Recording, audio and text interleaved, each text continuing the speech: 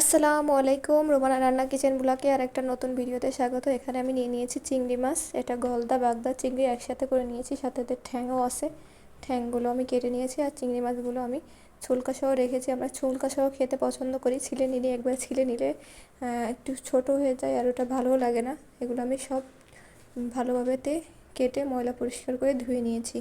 এটা আমি এখন রান্না করব। এটা গলদা মিষ্টি পানির মাছ, এগুলা লবণ পানির মাছ না, যেহেতু এটা দক্ষিণ অঞ্চল থেকে আনা হয়েছে।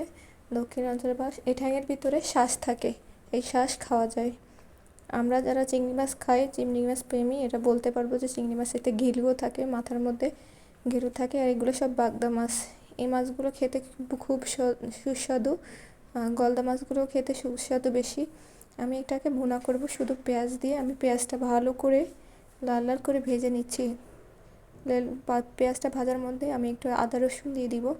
যেহেতু এটা ভুনা করবো, এই জন্য আদা রসুন আর একটু জিরা দিয়ে এটা লাল লাল করে ভেজে নিচ্ছি। এটা যত ভাজা হবে তত বেশি টেস্টি হবে। পেঁয়াজটা আমি ভেজে তার ভিতরে শুকনো মরিচের গুঁড়া, হলুদ গুঁড়া, ধনিয়া গুঁড়া, সামান্য পরিমাণে লবণ সব একত্রে দিয়ে আমি এটাকে মিক্স করে নেব। এখানে আমি সব মশলাগুলো ভালো করে কষিয়ে নিব। লাল লাল করে ভেজে নিতে হবে। যত কষানো হবে মশলা তত টেস্ট হবে। পেঁয়াজ বেশি দেওয়ার কারণ হচ্ছে, পেঁয়াজ বেশি দিলে যে কোনো ভুনাতে অনেক ভালো হয়। আপনারা যারা পেঁয়াজ বেশি খান, আমিও বেশি খাই। তেল পেঁয়াজ দিয়ে একটু রান্না করলে, কম মশলা দিয়ে রান্না করলেও ভালো লাগে। আমি এর ভিতরে দিয়ে দিব সব চিংড়ি মাছ, আর তার সাথে চিংড়ি মাছের থাকা ঠ্যাংগুলো সব এর ভিতরে দিয়ে দিব। দিয়ে এটাকে এপিট ওপিট করে ভেজে নেব। আমি আগের থেকে ভেজে নিই, যে আগের থেকে ভাজা লাগে না চিংড়ি মাছ।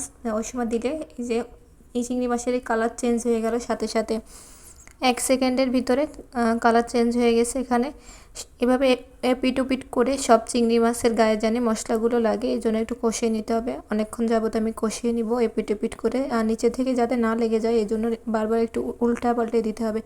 দেওয়ার পরে আমি এখানে পরিমাণ মতো যে পানি দিব সেই পানিটা দিয়ে দিব। বেশিক্ষণ ভাজবো না, ভাজতে আবার চিংড়ি মাছটা শক্ত হয়ে যাবে। সেজন্য আমি এখানে অল্প পরিমাণ ভেজে যেটুকু ঝোল রাখবো, এটা তো সিদ্ধ হওয়ার জন্য একটু ঝোলের পানি দিব। কষানো লাগবে না, একবারই বসিয়ে দিলে হবে। আপনারা চাইলেও কষায় নিতে পারেন, আমি কষাইনি, যেহেতু আমি এখানে বসিয়ে দিয়েছি একবারে। এবারে দেখবেন ঝোলের পানি সহ বসিয়ে দিয়েছি। ঝোলের পানিতে অলরেডি বলক এসে গেছে।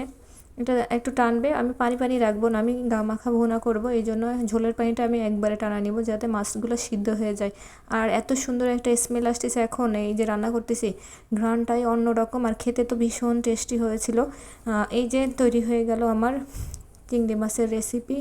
সবাইকে অসংখ্য ধন্যবাদ। ভিডিওটা সম্পূর্ণ দেখবেন। সবার জন্য অনেক অনেক ভালোবাসা রইলো, অনেক অনেক দোয়া রইলো। তৈরি হয়ে গেল চিংড়ি মাছ বোনা, একেবারে মাখো মাখো ঝোল দিয়ে।